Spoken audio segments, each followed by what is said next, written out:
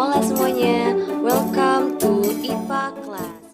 Sebelum kalian mulai belajarnya, jangan lupa untuk klik like dan jangan lupa juga untuk subscribe dan nyalakan notifikasinya supaya kalian selalu dapat informasi terbaru dari channel Ceria. Hari ini kita belajar mengenai hukum Newton.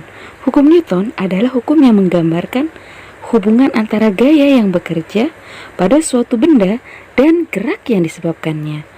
Hukum Newton ini pertama kali dikemukakan oleh ahli fisika dan juga filsafat dari Inggris yang bernama Sir Isaac Newton. Hukum Newton ada 3. Hukum Newton yang pertama, hukum Newton kedua, dan juga hukum Newton ketiga. Kita bahas dulu dari hukum Newton yang pertama ya.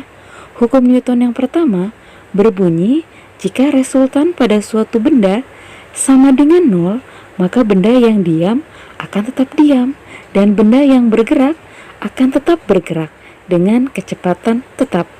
Hukum Newton pertama ini disebut juga dengan hukum inersia atau kelembaman.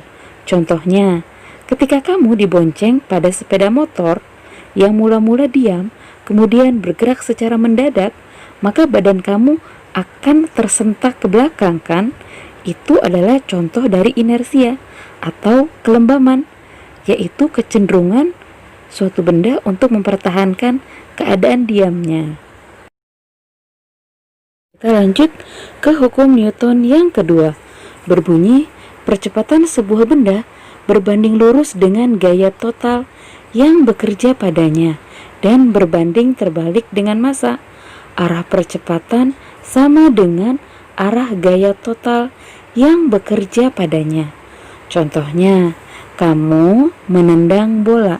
Artinya kamu memberikan gaya kepada bola, maka bola tersebut akan bergerak dengan percepatan tertentu. Jika kamu menggunakan gaya yang besar untuk menendang bola tersebut, maka akan didapatkan percepatan yang besar juga. Mengapa? Karena gaya berbanding lurus dengan percepatan. Oke, sekarang kita lanjut ke hukum Newton yang ketiga.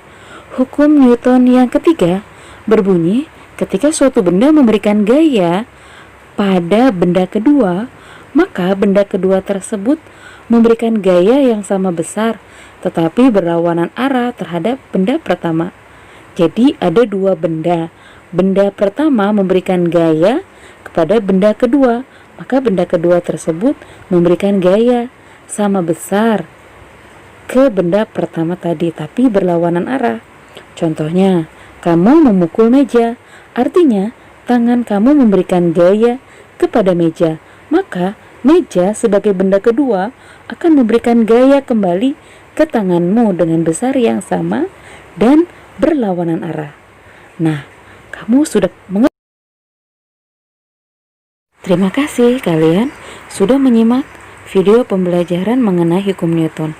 Terus semangat belajar ya, dan selalu menyimak video pembelajaran dari Nukleus berikutnya.